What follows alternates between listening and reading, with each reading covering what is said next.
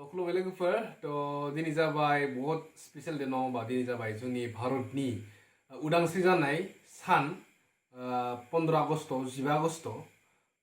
माने आं सानदोंमोन जे 15 आगस्टनि थाखाय माबा मोनसे स्पेशल भिडिअ बानायनो होननानै खिन्थु समनि आंखालाव आरो गोबां माने जेंनानि थाखाय माने बानायनो हायासै आरोना बिनिखायनो दिनै आं आइखौ एसे ब्रा खालामनानै मोनसे फिसा नोंथांमोननि थाखाय मोनसे मेथाइ रोजाबनो आङो सानदों माने आंथ' मेथाइ आंनियाथ' जाखाया नङा लोगोफोरना माबा जास्ट आरोना माबानि थाखाय मा होनो 15 आगस्टनि थाखाय स्पेसियेलि माबा मोनसे आं माने लुगैदों आरो रोजाबनो नङा होमबा नोंथांमोननि सेराव दिनै आंजों लोगोसे रोजाबफागोन जोंनिया आंनि अनसुलि बिमा आंनि आइ बोरै जानायसै आरोना बे जोंनि भारत हादरनिनो मोनसे माने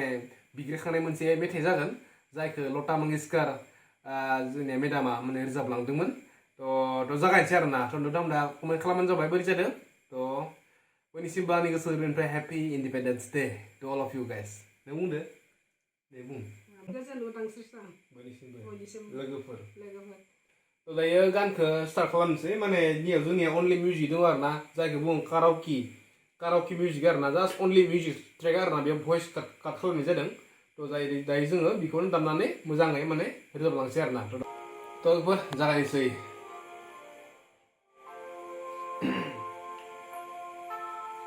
ये मेरी वतन की लोगों जरा आँख में भर लो पानी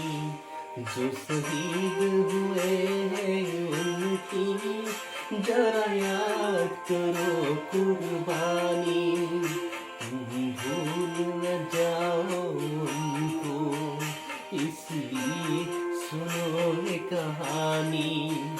जो शहीद हुए हैं उनकी जरा याद करो कुर्बानी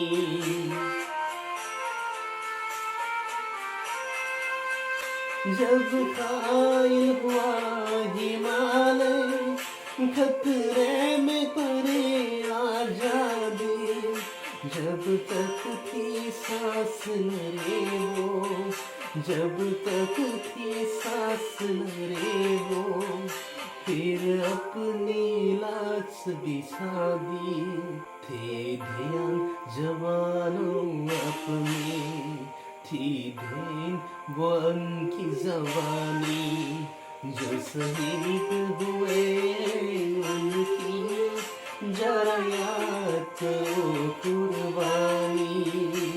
लोगोफोर बेखिनियानोसैमोन जि हायो रोजाबबाय जों आइजों आंजों जेबो प्रेक्टिस गैया आरोना जास्ट आइखौ बुंदों आइया जास्ट एसे दिलायबाय माने एसे दोनबाय रोजाबबाय आरोना बेखिनियानोसै आरोना जोंनिया माने लिरिक्सआव एसे भुल जालांदों जानानै बेनि थाखाय निमाहा होबानो जाबाय दे मानोना जों दिनैसो फार्स्ट टाइम बिनि लिरिक्सखौ मोजां नायदों आरोना बेखिनियानोसैमोन बयनिसिमबो हेपि इन्डिपेन्डेन्स डे आइखौसो बुंदो गोजोन उदांस्रि सान Love you guys. Meet you soon in the next vlog. Bye bye.